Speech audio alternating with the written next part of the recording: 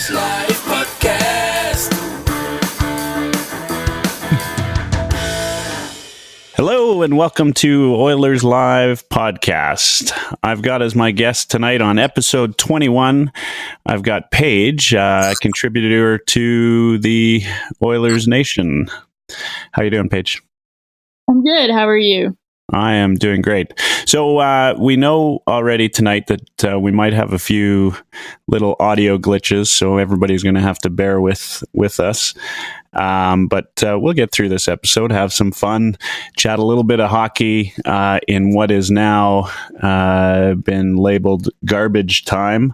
But you know what? The podcast must go on. Well, it must. I don't know. I guess nobody probably cares if it goes on or not, but I care. So we'll still talk Oilers hockey. Did you watch the game tonight? No, I missed it. Unfortunately, I have a day job. A job that I like to call it the job that pays my podcasting bills. Yeah, so I already knew, of course, before we started recording that you hadn't watched the game. And I'd just like to point out the pattern that the last time I had you on the podcast, you hadn't watched that game either. So that eliminates our ability to talk about tonight's game, which is in a way a little bit too bad, because I don't know if you heard, which I know you did. We won 7-3 tonight. And we had 7 different scorers, not any of them named Milan Lucic. Did you catch that one? I did. I know my boy Puliarvi scored, so I was happy about that. Yeah, you know, he is. We've got a bit of an agenda tonight. We're going to talk, of course, about whether Nugent Hopkins is going to be traded or what our thoughts are on that. We'll maybe chat a little bit about Aberg and what happened there. But I want to talk about the Oilers too in terms of some of the other things. Puliarvi is he's been quite interesting to me. He's getting quite the following in Edmonton in terms of just a likable player. Do you think that we've had players like that in the past, though, likable and not doing a lot of remarkable stuff? Which I don't. What's your thought on him so far? Is he performed to expectation, or is he being used poorly right now? I think he's being used poorly, in my opinion. But he's only 19. He doesn't turn 20 until May, which is kind of crazy because I ran into him after the game a couple weeks ago, and it was like, wow, you're really, really tall. And it's like, holy crap, you're going to fill out. So where did you run into him, by the way? I saw that picture, and for those of you on Twitter, you can find Paige at Noorzy, Noorzy, or Noorzy for those US followers out there. And pinned to the top of her profile page is a wonderful picture of Paige, her mom, and the pool party himself. I'm surprised you found him smiling. So how'd that happen? How'd that come about? He's tall. He's extra tall. Yeah, he's extra tall. So I went to the game that night because my mom's boss is actually really good friends with Mike Bossy.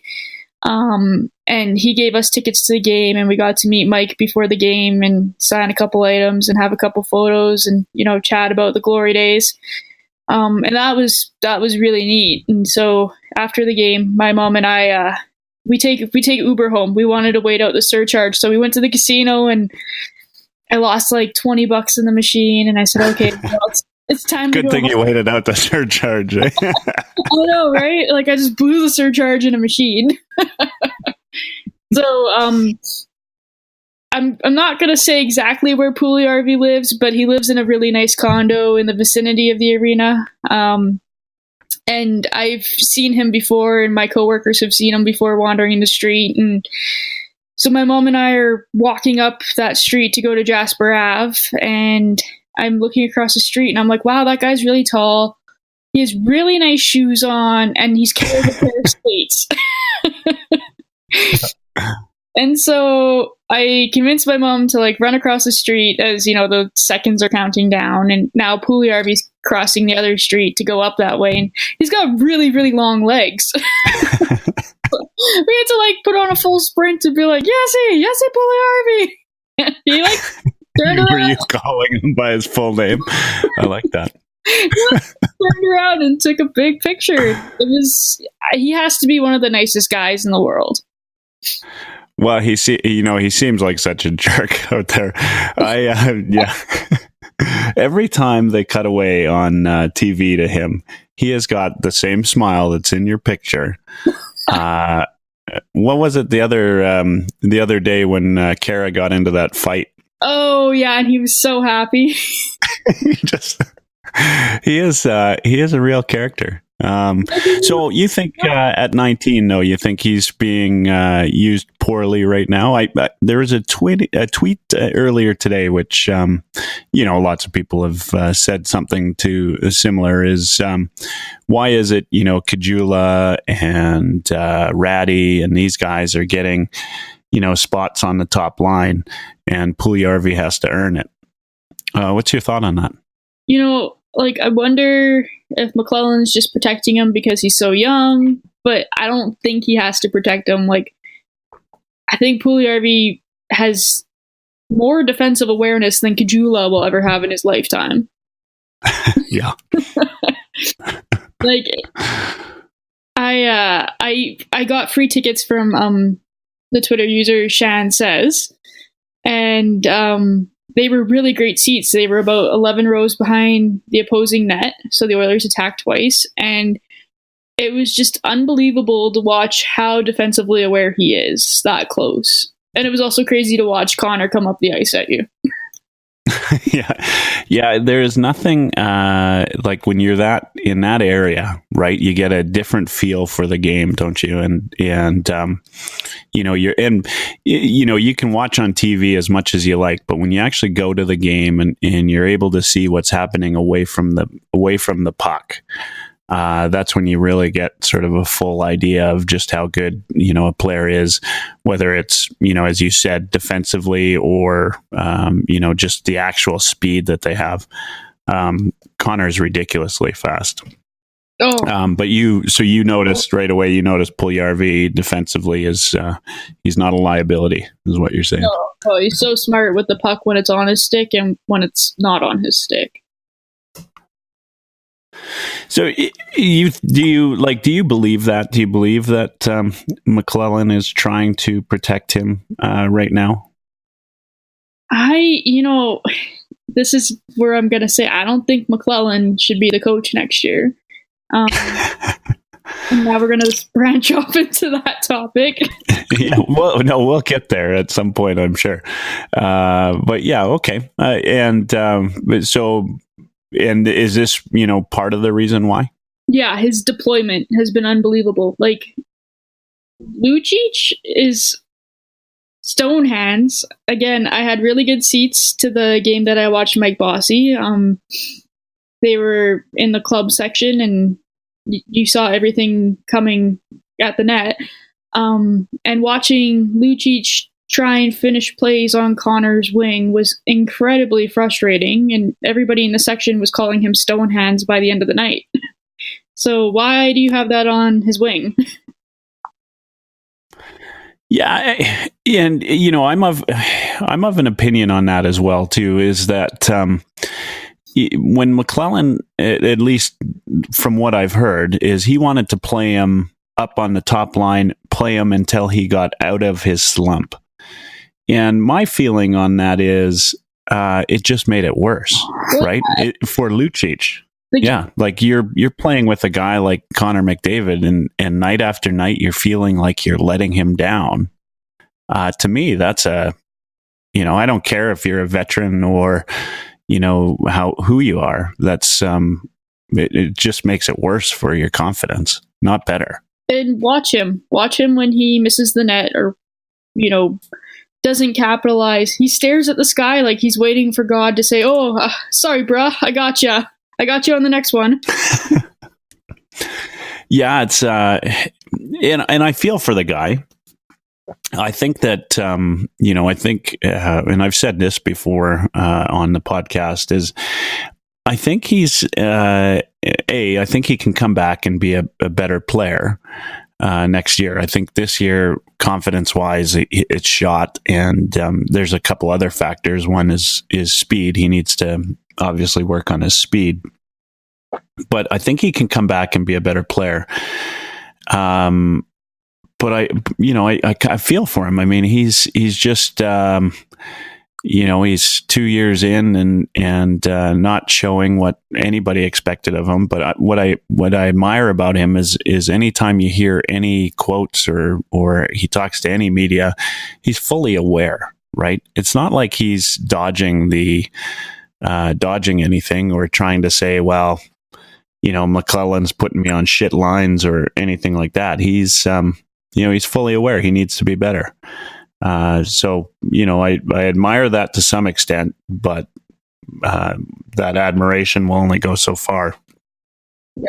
We need him. We need him to be better because it's a buyout free contract. You can't, the way it's structured, you can't buy it out, and we're stuck with him. The boat anchor.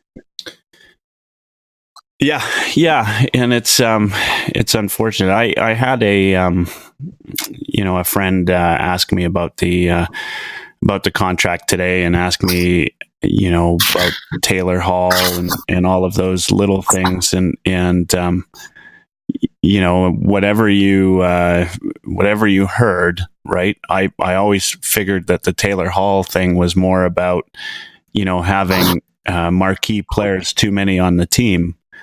And that was always been my thought anyway, was, if you had too many marquee players, you just couldn't afford them. And then we traded that out for Lucic. I'm not sure, that makes any sense. And he's just taken a nosedive. The play dies on his stick every night. Yeah. It's awful. It's like, the Mighty Ducks movie. Yeah. When they're shooting the eggs back and forth to practice passing. But he needs to practice that. Go back to the basics. And that might be it. I mean, maybe an off season. We totally morphed into a Lucic conversation here. And the one, probably the worst thing about talking about Lucic is there is so little that can be done about him. Like, out of all the things that we could talk about on the podcast tonight, that's the one thing that won't change, right? We're stuck with that salary and more or less stuck with the player. What can change, though, and we originally started down this conversation because of McClellan, what can change is how he's utilized. And I wouldn't be against putting a $6 million player on the third line if that's what he's earned, if that's the spot he's earned. But it seems to be against McClellan's judgment. Yeah, I don't know what's running through his head right now. So, and it's the first thing that started this was Puljujarvi. If you had a chance, you're obviously a Puljujarvi fan. I jump in that and where would you play him? Would you play him on up on the top line, or would you play him with Draisaitl, or how would you where would you put him if you had the option? If I had the option, I'd give him the chance with Connor and Nuge.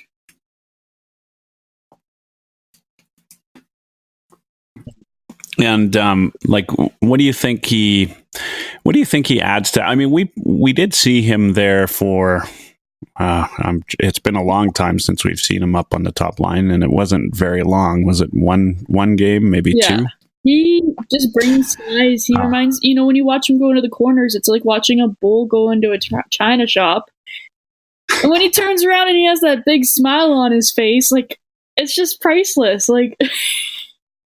He is fun to watch, isn't he? You just that, and it's the smile is kind of part of, it's part of the pool party. It reminds me of like when you watch Darnell Nurse during the warm-ups. Like, I hope to find someone that loves me as much as Darnell Nurse loves warm-ups, because he has the biggest smile. He's having a good time.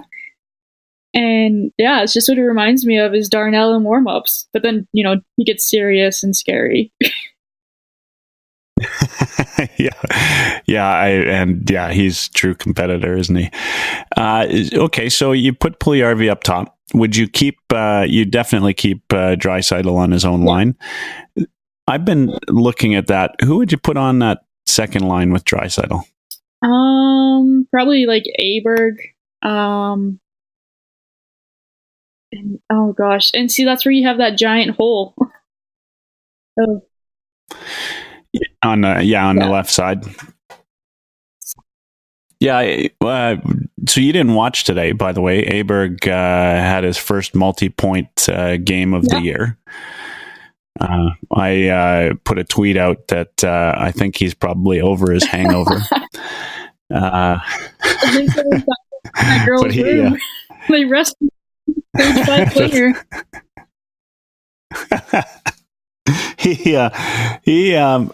He actually had his best game as an Oiler. Maybe I've not watched enough of Aberg, but it might have been his best game ever. Carolina, though, was lackluster, so I wouldn't call it. It was 7-3. Both teams are out of the playoffs. One team showed up. The backup there, I felt sorry for him, Darling. In Carolina, he was just getting peppered. But Aberg looked good. He was flying tonight, and maybe getting in a little bit of hot water helped him out. What do you think it is? Have you heard anything about what exactly happened? Why he was scratched? I know Robin Brownlee sent out a tweet saying that he had missed practice and that he didn't even show up. Like, he didn't even show up late. He just totally missed practice. Which, as everybody knows, is an absolute no-no. No matter what reason. I missed a workout in college for the golf team, and I had to run hills that afternoon. So yeah, I feel him. So why'd you miss the workout? Well, at 5 a.m, and I slept in. Oh, really? Oh, so you just slept in. And, that's all that may have happened. I mean, they were in Florida, right? You never know. He could have just slept in. Either way, you're expected to be a professional, I guess, and show up to every practice. It doesn't sound like McClellan was all too happy, but he got his chance to get back in. Have you? You didn't watch? Thing though, Pardon me? McClellan talks the talk. Oh yeah. Oh, I was just gonna say. The thing that frustrates me is that McClellan is talking this talk about, he's not impressed and his teammates aren't impressed and the organization and yada yada, and then you throw him right back up on the second line or first line. Yeah, it doesn't seem right, does it? I've not understood. It took McClellan all season for one to put Nuge up there with McDavid, which I think even Chiarelli thought that was something that should be tried based on his reaction to Rishog's question a few weeks ago. So finally it happens. They look great together. It's like it's like everybody knew but McClellan. How is that possible? I mean, you are the coach, right? You see these guys. How does I've seen when the fan base is just downright wrong, right? Like where I've been wrong. But in this case, no, everybody was right. McClellan was wrong, and he sees this team every day. Like, how does he not know? I don't get it. This is new life for Nuge and new life on that line, and also frees up Draisaitl on his own line. And then he goes and puts crap on Draisaitl's line night after night. I felt bad for Draisaitl being. It's like somebody's got to look after your kid brother Lucic and take him on your line.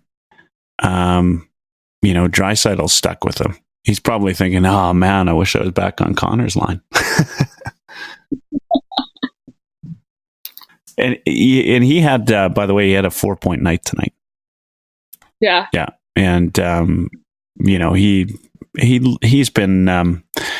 I could never understand why people were down on him before. He's been great this year, except for the power play. Power play has been awful. It was awful tonight, by the way. There's if you get a chance to watch any clips, there's a 2-minute power play where neither McDavid, Draisaitl, Nuge, whoever got the puck felt the need to shoot it on net. Nuge even had the puck in the slot, not in the slot, but 2 feet away from the net.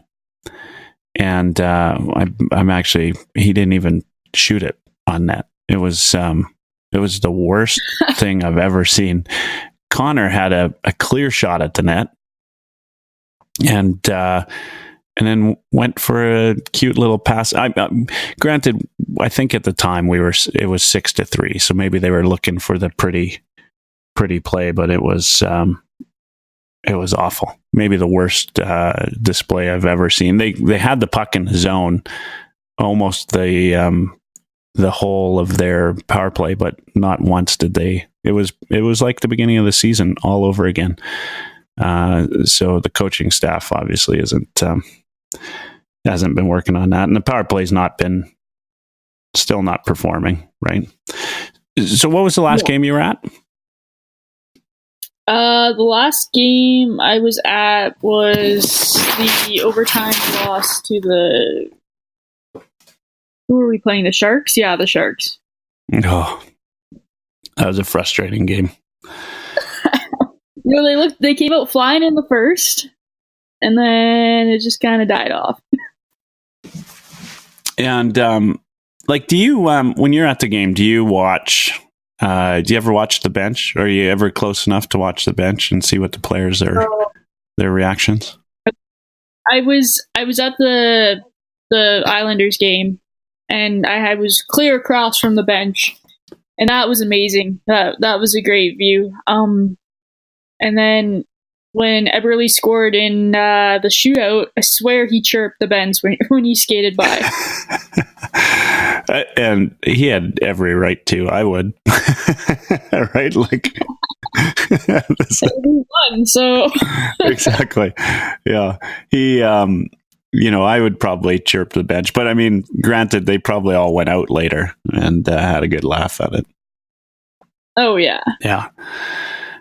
Did you notice anything? I mean, if you were the last game I was at the 1-0 most boring Battle of Alberta game I've seen in probably 10 years.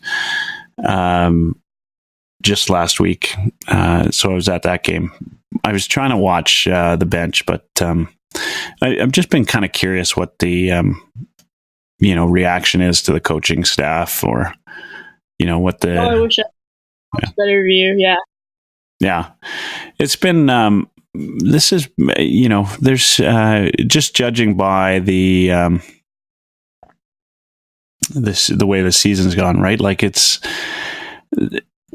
hard to tell what exactly is wrong with this team, right? Like you talked about it, you said during warm up you see Nurse big smile on his face, Puljujarvi never stopped smiling.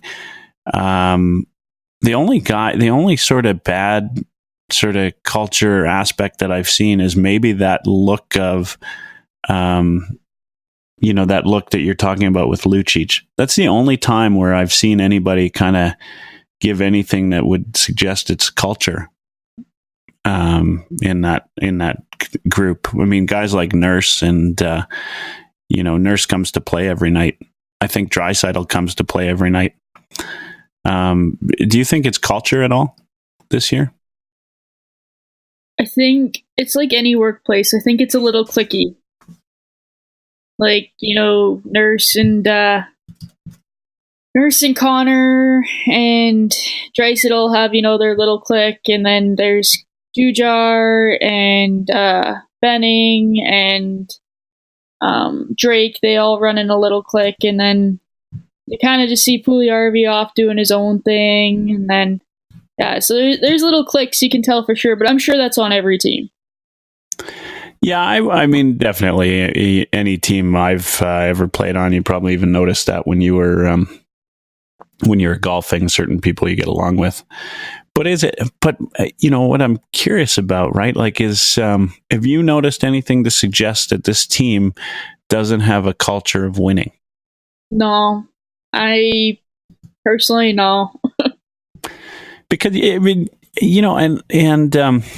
I don't think so either. I mean, only because how is it you could have a guy like McDavid on your team who that's just in his DNA, right?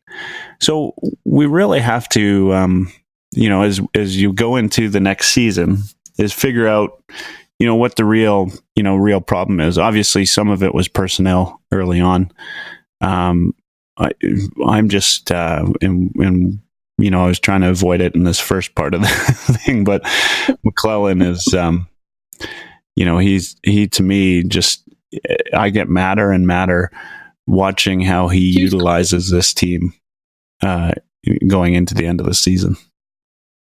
The thing that I've started doing is I play franchise mode on PlayStation with NHL 18, and it's like you change those lines to how you want them to be, and it's so much more fun. I mean, it's a video game, don't get me wrong, but yeah. when you drop Lucic to the third and fourth line, it's a lot more fun. Is he slow on the game as well?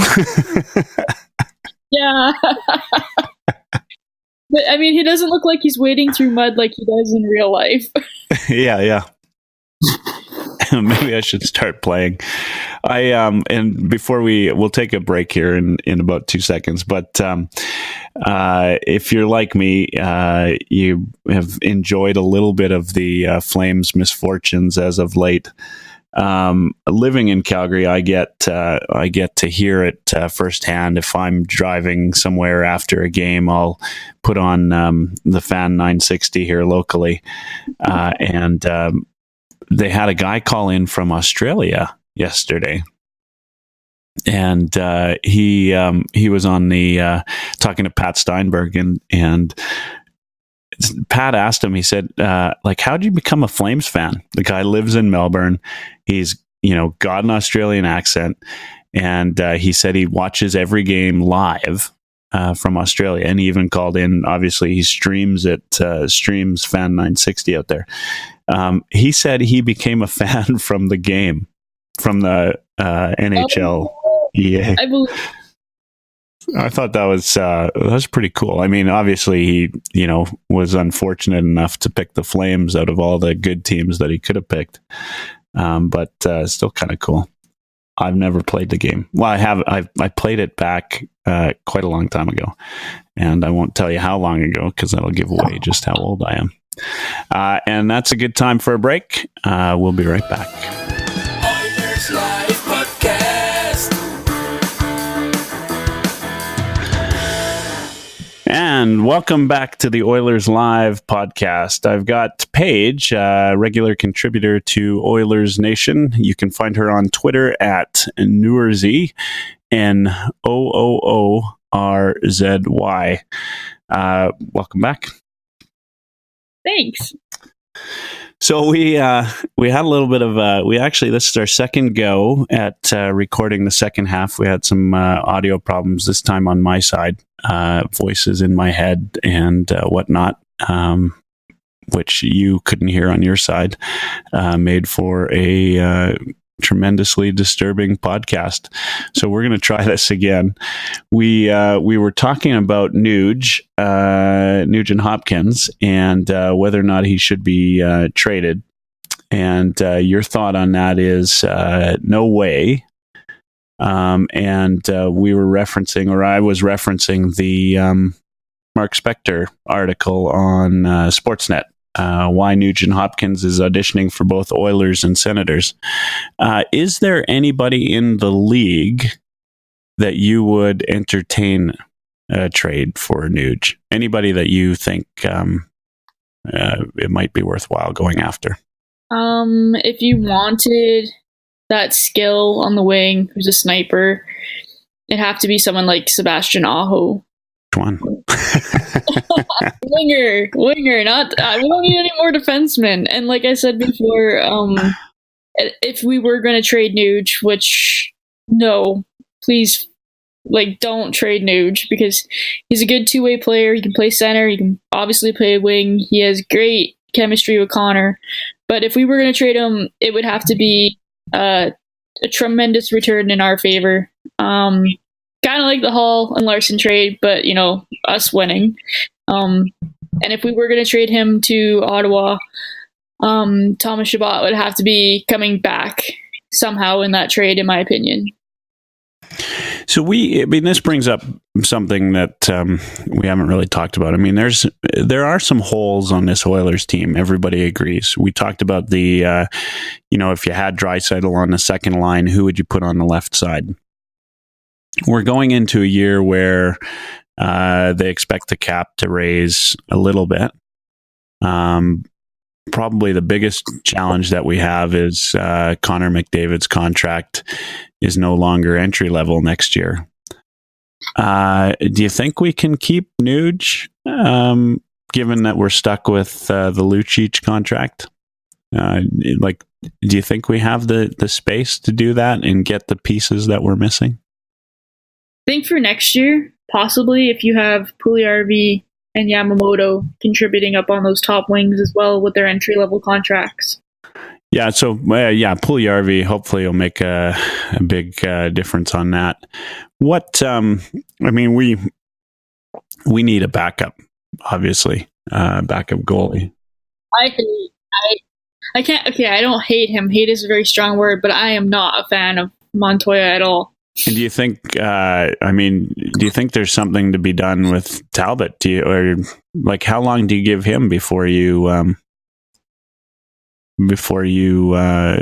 decide what to do with him? I mean, he hasn't had the best season. I don't think he's won a game for us. He's had a couple nice saves in a game. Probably the best game I've seen him play all year was the last Battle of Alberta game. But he didn't even win that one for us. We need, obviously, I think if we're talking backup, we don't just need a backup. We need somebody that can push Talbot to either, fight for the starter role, right? Who's out there? Yeah.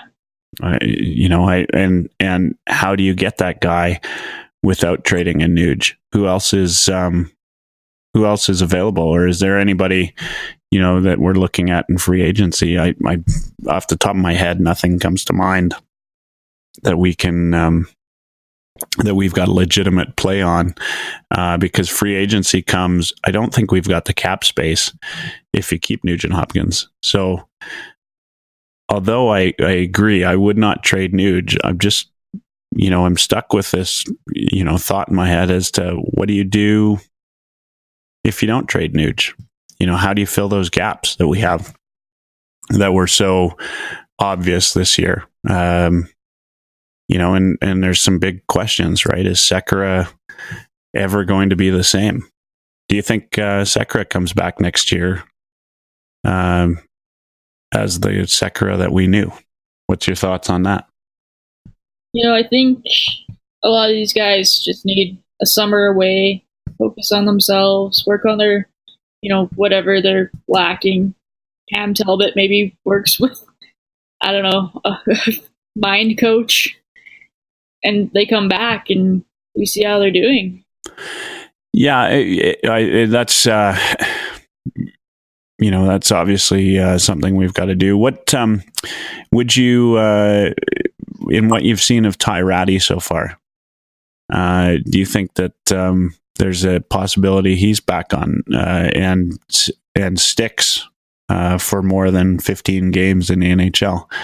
Do you think that's a possibility from what you've seen? There was a Low Tide did an article on him yesterday or on The Athletic, which was quite I guess in Ratty's favor, but we're at a bit of a loss because you didn't watch tonight's game. I actually thought tonight's game was the first time he ever played both ends of the ice. but I haven't been as big on him as some people have. Obviously, we've only seen him for a very brief period. But what's your thoughts on him? You think he can fill some of those gaps? Yeah, so like Ratty's much more offensively minded than defensively. When the Oilers drafted, Mitch Mraz with that draft pick, I think it was the second round, the Oil Kings had just won. And I was like shaking my head sitting there being like, oh my gosh, this is another Oilers, mess up. Like Ty Ratty's available on the board. I'd rather have Ty Ratty and, local Alberta kid, right? WHL and all that. And so I've known him, I've known his name and I've followed him a little bit since the junior ranks. So when the Oilers signed him, I was pretty excited. And then he comes into the AHL and he's scoring like crazy. And, the Oilers are talking about we can't score. Where's the offense? It's like, hey, come on, call the kid up. Call the kid up. Give him a shot. And they never did call him up until now. I mean, he's offensively gifted. I think he set records in junior hockey somewhere in Alberta. He's a good player. I'm a fan of him. Yeah, he was in Bantam. He I think it's been passed, but is my understanding. But he did have the Bantam point record. Just looking up his stats, he had 131 points in 33 games in AAA. Not too bad. He was scoring over 2 goals a game. That's not bad. That is some offensive talent. But what I did hear about him though, and part of the reason why he's never, stuck in the NHL is, the 200-foot game. And, watching him play, in the couple games that we've seen so far, and he's had 4 games so far. I've kind of felt the same about him. I just defensively, he's not there, but he did have a good game tonight. Which was funny because I don't think he even got a point tonight. But in my mind, he played probably his best game that I've seen. But he didn't produce offensively. So, it'll be interesting. He's a free agent after this year, UFA.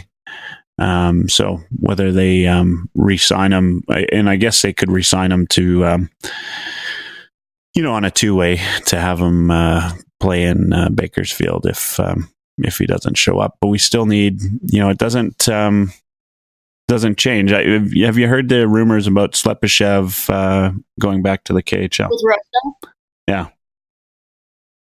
And I love Slepyshev. He has done everything, that Don Cherry would say that a Russian would do. He went to the AHL. He's played those bottom 6 minutes. There's no ego whatsoever.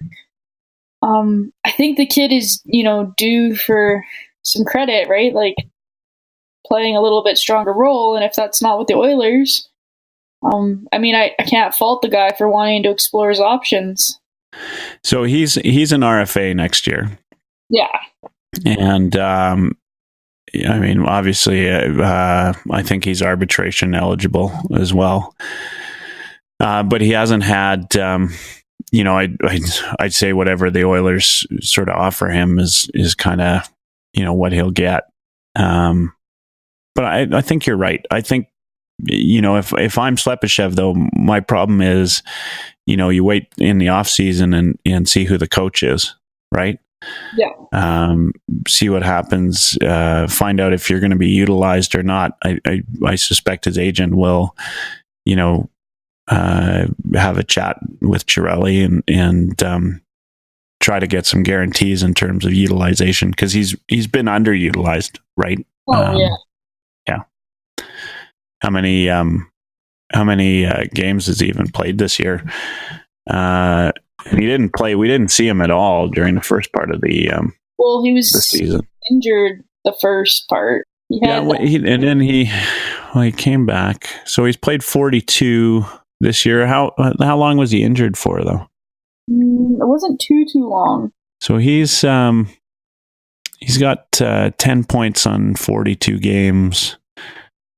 He's not scored in the last 5, but I wouldn't say he's been put in a position to really make a big difference offensively. But he goes out there and he plays hard, right? Like, I think, I'm a pretty big fan, but do you think he'll be back? If you're, I mean, some people are saying it's a ploy by the agent to maybe see if there's any interest. It depends what he wants. If he wants money, sure, go back to Russia. I follow him on Instagram. Him and his family really seem to enjoy Edmonton in Canada in general. So, I mean, you could pick the city over, going back to Russia. Please don't come after me, Russia. Yeah. They've just so you know, they've already hacked your computer.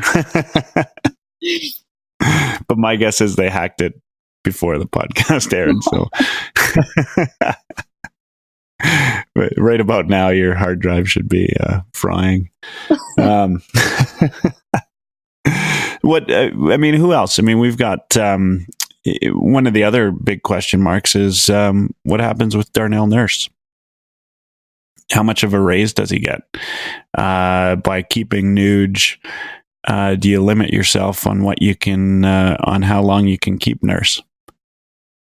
And if you had to make a choice, Nurse or Nuge, who would you pick? I'd go with Nurse. That's a tough question, though, right? I mean, Nurse though has been outstanding this year. He's really proven himself. He's of course an RFA, so there's fewer options for him, but it'll definitely I think have some bearing over whether we sign him to a long-term contract or a bridge contract, right? Yeah. Yeah. If you could trade anybody away, who would you trade in the offseason? Well, obviously Lucic, but outside of Lucic. I don't. Chris Russell. Yeah, Chris Russell. Yeah. I'm. Yeah. Who do you think? Who would take him? 30-year-old, 4 years left, $4 million. I guess 3 years after this year. I mean, you'd have to lose that trade, obviously. Yeah. Yeah, I think if somebody takes Russell, they give you they take him, but they want you to take salary on. Yeah. So I'm not sure that we could do that. And then the other one that I would trade would be Montoya. Yeah. To me, that's the biggest problem we have, right? So, and that's kind of where I'm going with this is if you look up and down the lineup, we've got a number of contracts that, I would say are not ideal. I would even say the Sekera contract is not ideal. Oh. We've got Clefbaum, which, is it's one way or the other. It's either a steal or it's awful, right? And this year we can't really know. The Larson contract, if you take the fact, you don't think about the Hall trade at all. I'm a Larson fan. I like having him on the team. I think his contract is reasonable for a 25-year-old defenseman. I think that's great. Chris Russell, shouldn't be anywhere near Larson or Clefbaum's salary, but he's right up there. I don't mind having Russell on the team, just not at that salary. He's an NHL defenseman. Don't get me wrong. I just don't think he's earned that contract. Yeah, no, he definitely hasn't. I think my personal feeling is next year, if you're an Oilers fan, which you and I are, but if you're an Oilers fan, don't expect a lot of difference next year, especially if we're keeping Nuge, right? Yeah. We need a couple of things to go kind of in our favor, and we need to kind of cross our fingers that some of these players come back, and perform to the same that they did last year. I'm not sure. My personal feeling is we've seen the best of Sekera. I hate to say that, but I'm really worried about that, the contract and the player. I know it's probably too soon. I know he's played injured, but he's 31. He's been injured most of the season. He was out again tonight, right? I just don't feel like he's ever going to come back and be the same player, right? So, you 5.5 for him. We've got to find a way to get a number of guys on entry-level contracts that are just going to overperform over the next 2 to 3 years. Yeah. It's almost like you need a little bit of that, junior hockey pizzazz where they're all playing to stick around. So I had Sport Major, the Capitals fan. I don't know if you know him off of Twitter. We had a long podcast about patience, right? Whether or not this team should have patience on players. You brought up Yamamoto. So you think, if he's good enough, he makes the team next year? Is that your feeling on him? Yeah. And so my thought on that, right, is, my concern too, right, is we're pushing these guys just like we did for the past 10 to 12 years. Is there any appetite for you as a fan that you would have patience to play some of these guys in the minors for one more year? Right, and even for that matter, Puljujarvi. Would you even play Puljujarvi back down in Bakersfield at all? I mean, if you're sticking him on the third line, you're not utilizing him on the power play. Why is he up here? And they've been talking about confidence issues with him, right? He's frustrated. Then put him back down. Let him build that confidence up. That's what they did with Leon. Yeah, I totally agree. If you're going to have him where you're playing him, then why play him here at all? He's not. What's his his ice time, right? A guy like that needs. There was one night where he didn't even touch the ice on the power play. Why aren't you putting him out there? It's unbelievably frustrating. It's. You stick him down in the minors, let him tear it up. Sure, he's down in the minors, but he loves to play. And, I don't think he's going to take it as like an ego issue.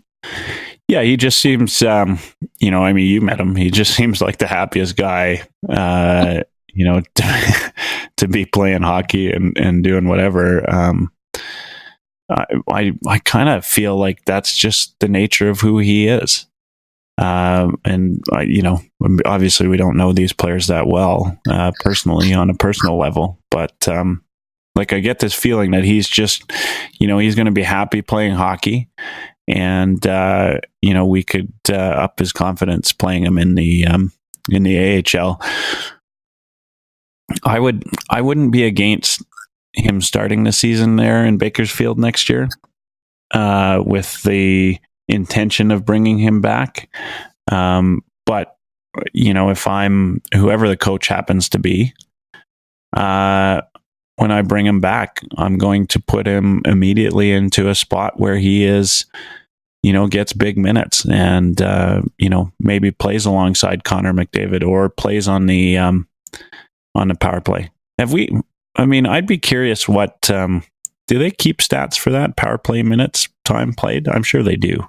Yeah, right? They do. Yeah, and shorthanded time. You can find it in the official score sheets after the games. Yeah, I'd be curious what, how many minutes he's played total on the power play this year. It's not been, I think we've only seen him maybe 2 games, right, where he's played on the top line. Yeah. I don't get it. Again, here's another case of, the fans have been talking about it since early on, like before January, right? Yeah. We've never seen it. Why not even just try it for more than a game when you're at the bottom of the league in power play? I don't get it. Like, do you? So I guess the question then for you is you would then put him in the AHL if you're not going to play him on the top. Yeah. Yeah. And Yamamoto next year, what's your thought on him? Do you think like these guys and to the point when I had Sport Major on, we were talking about the really good teams like the Tampa Bays, not this year but the Detroits of previous years, the Capitals, these teams, they don't bring guys up from the minors till they're 22, 23 years old. The Oilers have always had a different philosophy, right? And I shouldn't say it's a philosophy. It almost seems like a need, right? Because we've had, Sam Gagne. we're just hoping for that glimmer of hope, right? Yeah. Yeah, Gagne. Yeah. Yeah, Yamamoto, I think it'll be like a touchy case of, bringing him up and seeing how he does. Can he find his stride, right? Because he's taken his game to new levels in the WHL. And if he doesn't crack the Oilers roster, you definitely don't send him back for his overage year in the WHL. You send him to play with the big boys down in the AHL. Yeah, he's been outstanding, right? Like since he got back from the World Juniors, right? He's been on a tear.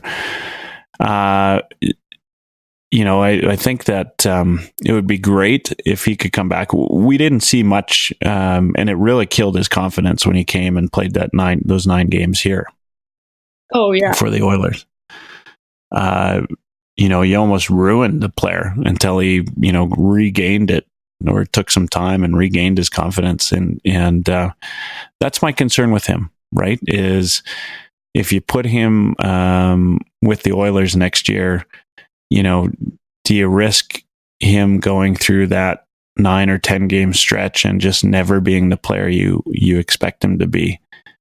Sometimes not going the college route really affects these players. Right. If they go and they play college, they'll have a couple more years of maturity and play against some older guys and get some confidence. What about Ethan Bear? He's definitely impressed me since the first game. The first game they brought him up, I was like, whoa, okay. He has a hell of a shot. Holy moly. But I think he'll start the season down in Bakersfield again. Matt Benning? I gotta say goodbye. He's actually about the last few games, he's been all right. But overall, if you take the whole season into account, he's been probably, for me, one of the more disappointing players this year. I think we'll bring him back for another year. But I don't think that anything's going to change. He's still young, though, right? Like he's 23. You don't want it to be like maybe another. We started him too. Sorry, which player? Osterley. Oh yeah, that was disappointing. V2 is a UFA going into next year. What's your thoughts on him? I hope they bring him back. I'm a big fan of his offense. I know it can be scary when he has the puck in his own end. I know you're a defenseman and you're supposed to be trusted with that. But I like his game. And him and his family really seem to like the city as well. So it was interesting. 2-3 weeks ago, somebody wrote an article. I'm trying to remember who it was. And they, put the fancy stats up, and he actually scored quite well in terms of his play and the numbers. It just didn't, our perception of his ability And like you said, I mean, it's scary when he's on the ice defensively sometimes. Not all the time, but sometimes. But our perception didn't match the stats. Let's just put it out there. Five versus 5. He was a decent player. Yeah. Of course, he doesn't play against the tough guys, right? And he's got some offensive flair. Yeah, I'd bring him back. Pakarinen, he's an RFA. I like him. He has a hell of a shot. But Gia tried to trade him for anything, so I don't think we'll see him next year. Yeah, so it's hard to say. Some of these guys, right? Like Pakarinen's contract's at $725. He's an RFA. I think at the very least, you probably qualify him. Yeah. Right. And if he that or not, and then see if there's any trade market for him. I think he's valuable to. Like I like him too. When he's got his game going, him and Slepyshev, I think, like they kind of remind me of each other a little bit, except Slepyshev is the better of the two. But when Pakarinen's playing, I think he does. He's pretty good when he's on, and he can definitely contribute as a depth player. So if they bring him back at the right amount, I'm not against that. Let's talk about Strome. Your thoughts in terms of, the trade, I guess. If you're just talking straight up Strome for Eberle, do you think we got hosed? and what? How do you feel about Strome right now?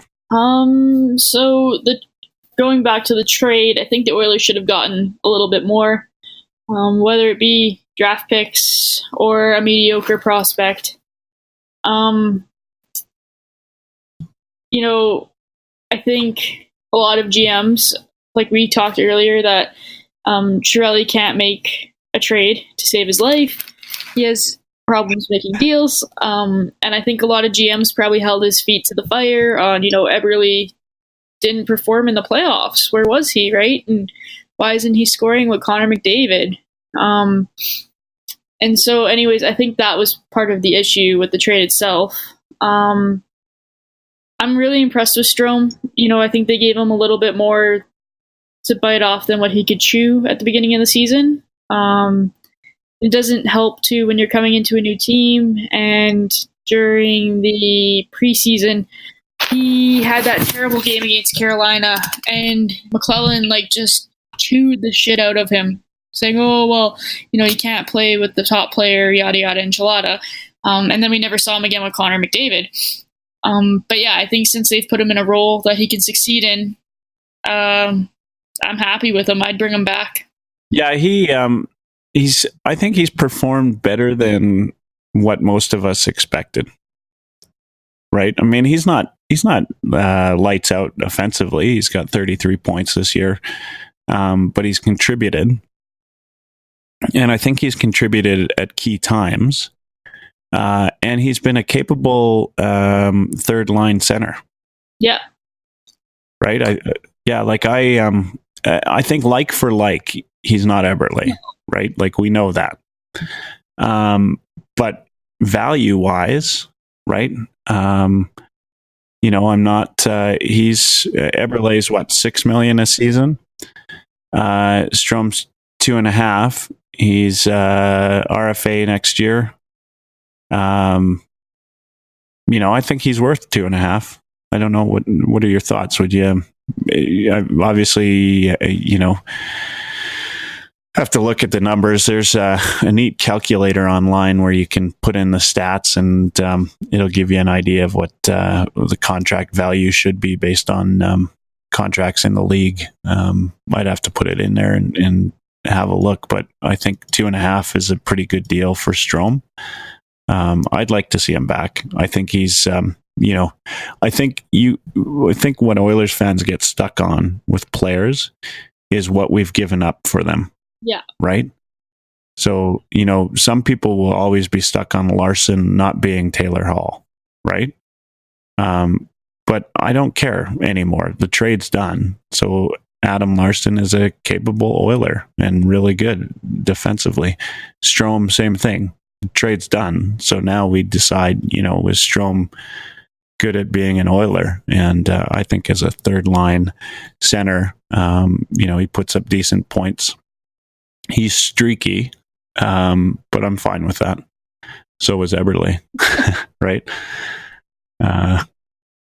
And if you're playing Nugent up on the wing, which I hope that sticks, and if you keep him there, then you need a guy like Strome to take up that third line. He's played with a lot more confidence lately. I don't know if you've noticed that.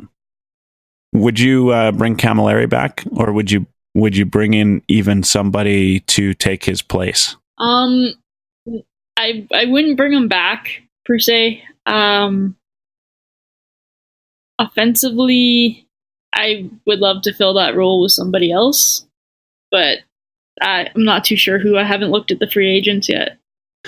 Yeah, and so you would like that veteran role, though? That's a role you think is valuable to this team? Oh, yeah. Yeah. Kajula, he's going into RFA. I'd bring him back. I know I'm probably like one of the only people in the city who's a fan of him.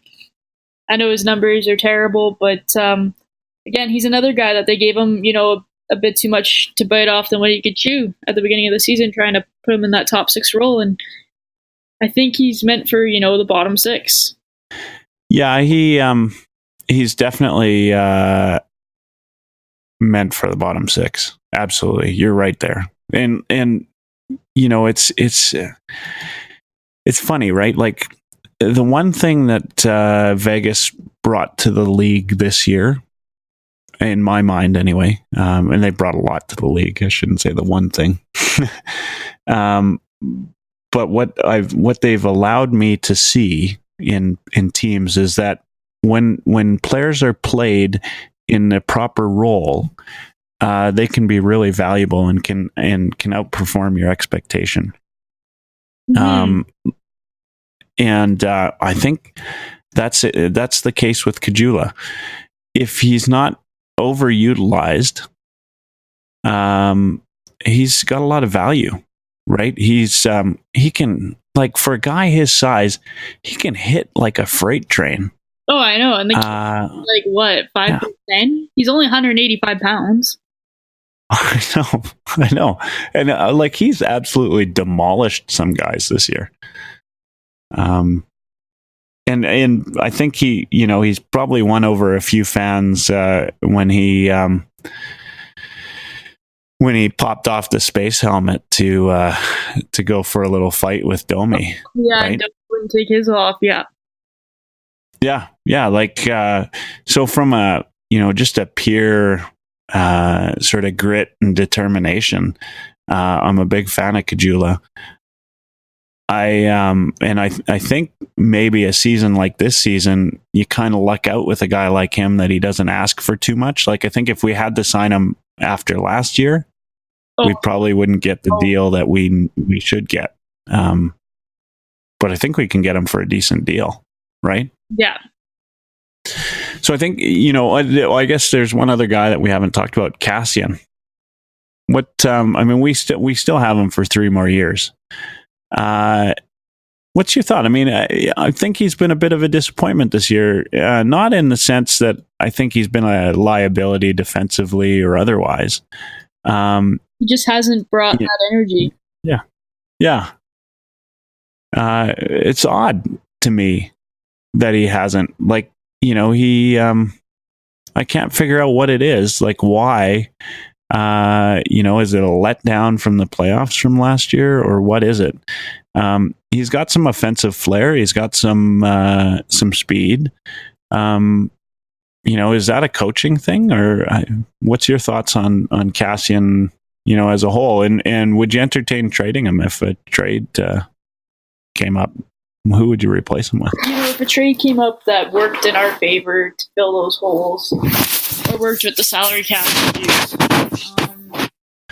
what would you think about putting him up on the second line with Draisaitl? And yeah, I'd go. What do you have to lose, right? The guy's a former first-round pick. Yeah, and he's talented offensively, and he's got speed. But put him up on the line with Draisaitl and Aberg. Now, where was Cassian? Didn't play today. Is he injured? I'm not sure what's going on with him. Let's have a little look here to see where he's at.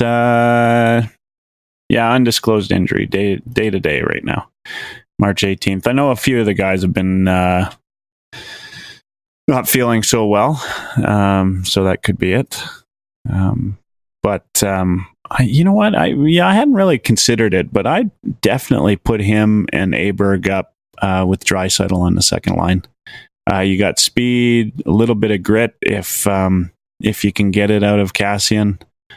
I'd be all over that. Again, something that has not been tried, which drives me nuts, because the whole word on McLellan has always been how much of a blender his lines are supposed to be. They're not. No, they're not. He seems so stubborn to make any changes. I don't get it.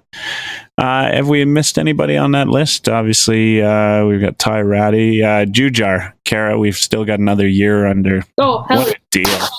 What a deal! $675,000 for this kid. Well, he's 23 now. There's an example, though. You want to talk about developing a player? He's 23. He sort of toiled in the minors and the odd call up for the Oilers, right? He's turned into, he fights. He's everything you want out of Cassian, right? A little bit of extra offensive flair, ready to drop the gloves. He's been the first guy to look after his teammates every game. He's been outstanding. Really big fan. What are we going to do about defense, though? Right? Like, there's got to be any thoughts in terms of do we have the defensive team this year? Our four top defensemen, if you're ready, signed for next year. So we don't have Nurse signed for next year yet. Obviously, he's an RFA, so they will sign him, but at what cost? We've got Sekera, Clefbaum, Larson, Russell. And we've got 17, almost 18 million in salary tied up with them. Makes me shake my head. So if you're entertaining thoughts of making the playoffs next year, either those guys all have to overperform, right? Or somebody's got to go. That's my thinking. What do you think? Yeah. She's got to drop, right? It's going to be a tough off season. I'm gonna have not much to podcast about. I think here's where I bring in the dramatic piano. I was wondering, this is like it's like the funeral procession for this team. I am still and I think a lot of fans are too. They look up and down this lineup. We just spent about 30 minutes going up and down every player. We caught the players that are ifs. But it's scary to think, what are we going to do in the off season? We are putting a lot of hope that guys like Yamamoto come in and can perform right out of the gate. That the potential of Ethan Bear is that we can get him for a half season in the NHL, and he will look like the Ethan Bear that we've seen a couple games, right? That he could play a full season in the NHL. The hope that Ty Ratty can realize some of his offensive flair in the NHL, which he hasn't been able to do for 5 years. That we'll get more out of Pontus Aberg than any other team Nashville ever has, right? There's a lot of hope on this team. I think, though, if rather than being so negative about it, the one thing though is if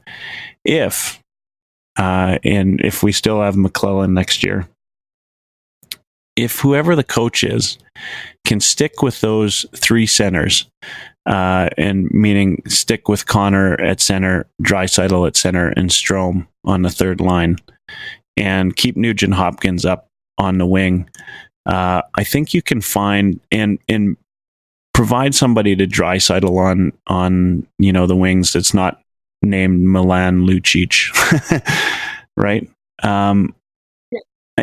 I think that we offensively we've got a team that can play. The biggest question for me is actually defense. Yeah, I agree with you on that 100%. Do you think this team, because this is still the same team that the experts thought at the beginning of the year would win a Stanley Cup?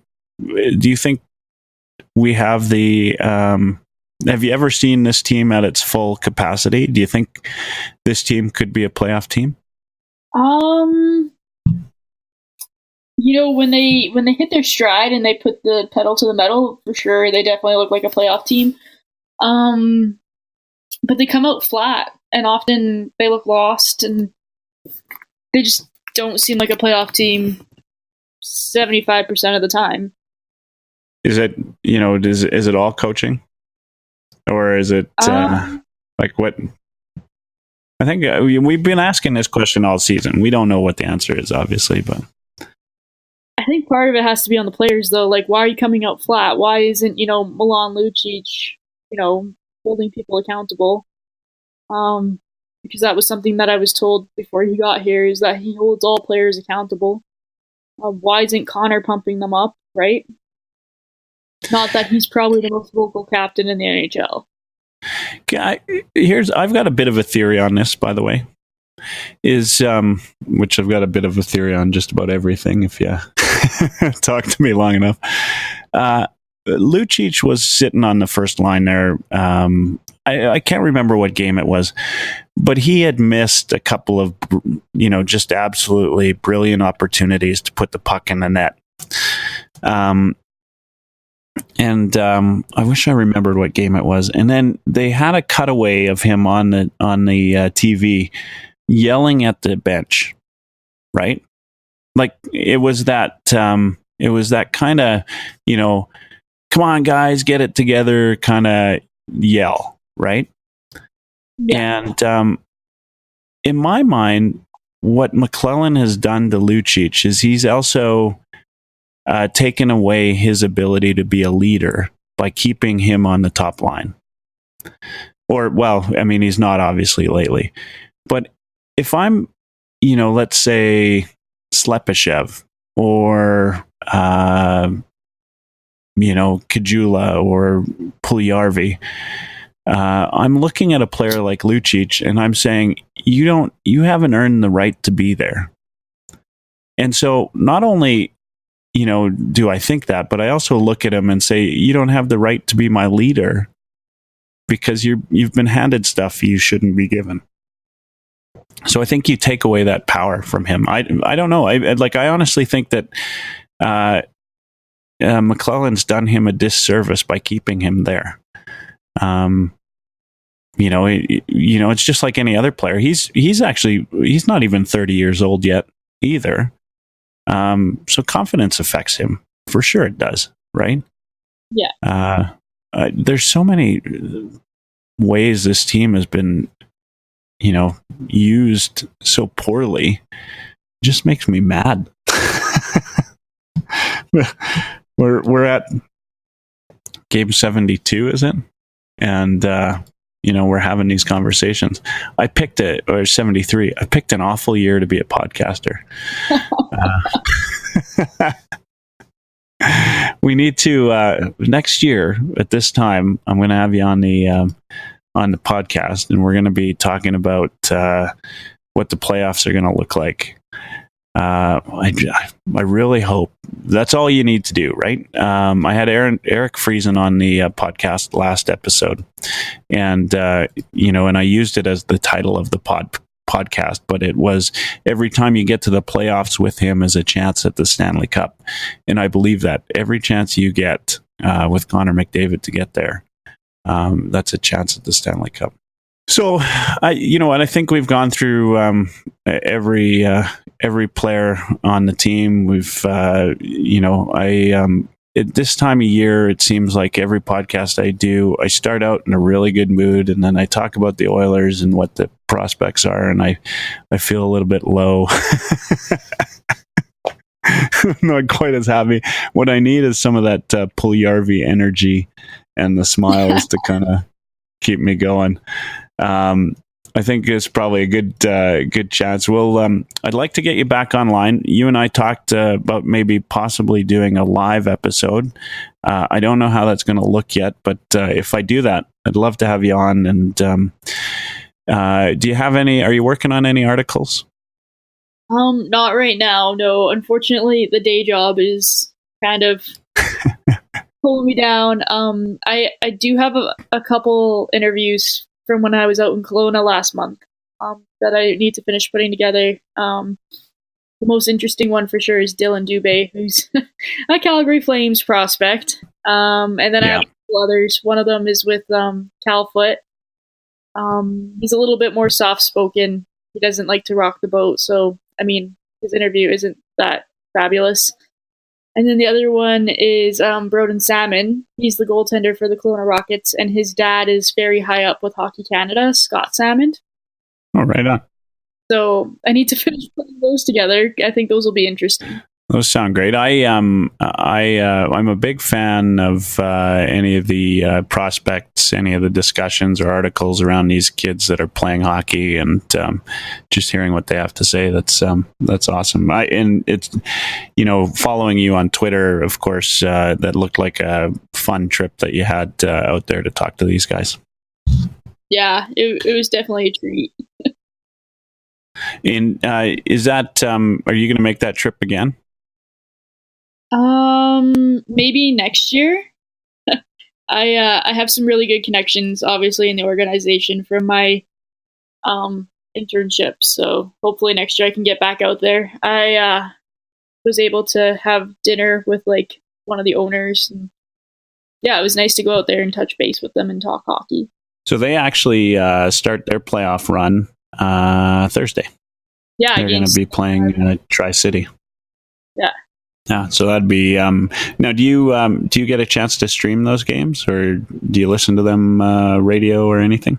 I don't, unfortunately. Their radio broadcaster is amazing. If you ever have the chance to listen to one of their games, but I usually just follow through Twitter. Junior games are a little crazy; they get a little out of hand. So yeah. I'm going to make a point. A year like this, you just try to consume hockey in whatever ways you can. I will have I have a podcast scheduled on the weekend with the Oil Knight and Kelly from Beer League Heroes hasn't confirmed yet, but Sean and I for sure on the weekend.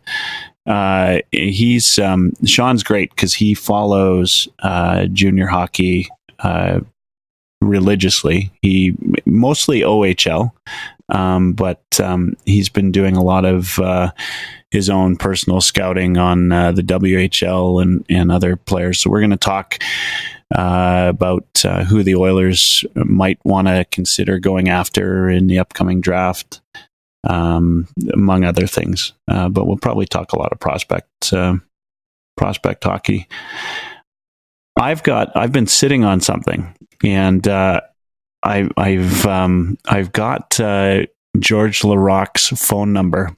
He sent me an email back because I've been bugging him to have him on the show, and I have not had the chance to call him yet. You have time to set up a So, podcast with me, but you don't have time to phone George Larocque, former NHL. well, of course he's living in Montreal, right? So we started at 10 o'clock local time. Yeah. If I'm to call him at 10, it's midnight. Of course, I'm guessing George is probably up, but I'm not going to give him a call at 10 o'clock. And it's the craziest thing. So he sent me, I sent him, I don't know, a few emails anyway. And I said, George, I really want to get you on the show.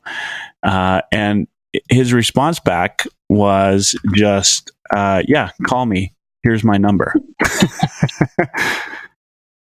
And so here's what I'm struggling with. And George, if you're out there listening, which I know you're not, but if he was, I'm wondering, do I need to be like prepared to record the conversation when I call him? Or am I calling him to schedule it? Or, you know what I mean? You know where I'm going with this? There are like all sorts of different things going through my head in terms of, he just gave me his phone number. That's it. So I've got George Larocque's phone number. The very first thing I did is I put it in my phone so that I can say, yeah, George is in my contacts list. But I've never called him. I did try to text him. He didn't text back, so I don't even know if it's a mobile or not. But I haven't had the chance to give him a proper phone call. I want to call him when I'm prepared to record, if the intention on his side is just to record the right away.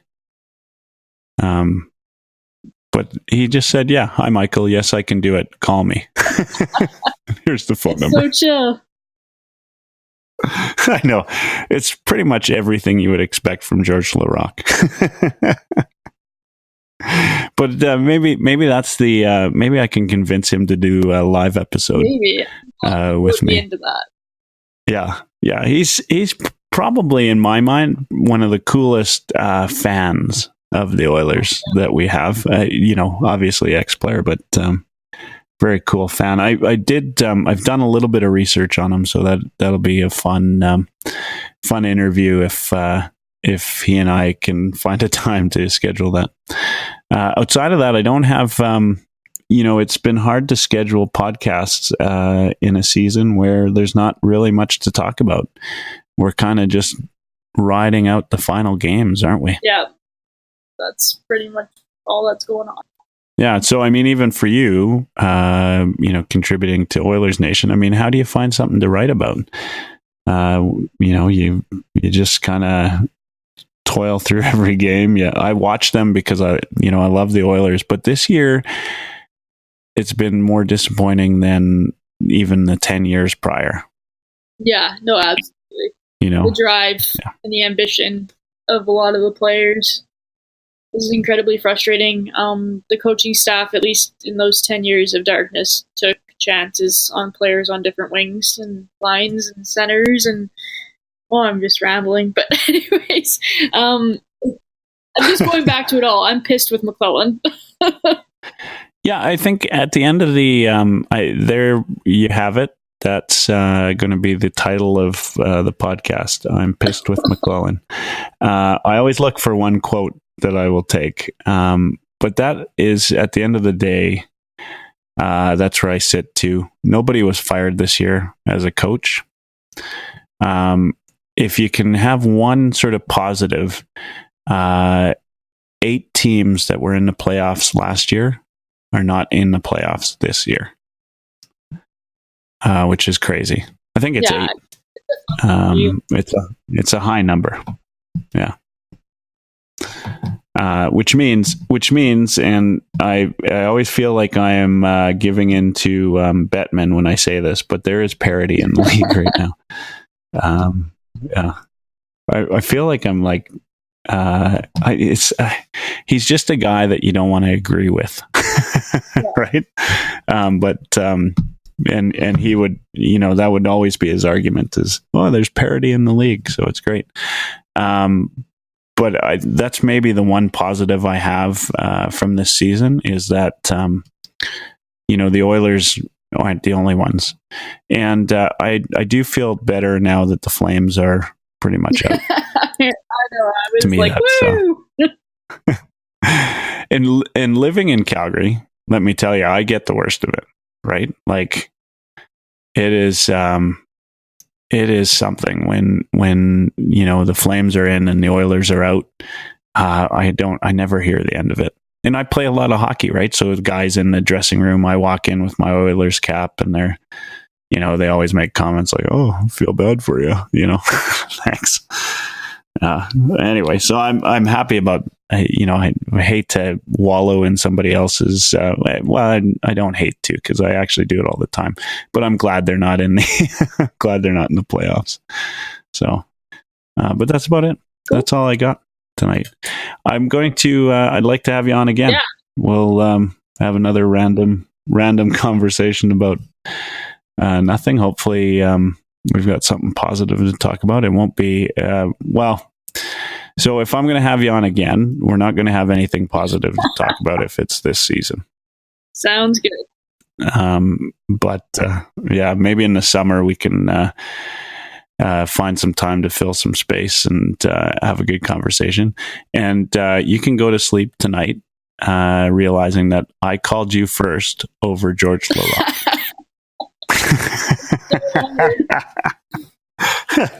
Yeah, well, that's not totally true, but it's it's partly it. Anyway, thanks for being on the podcast. Anytime. Oilers Live.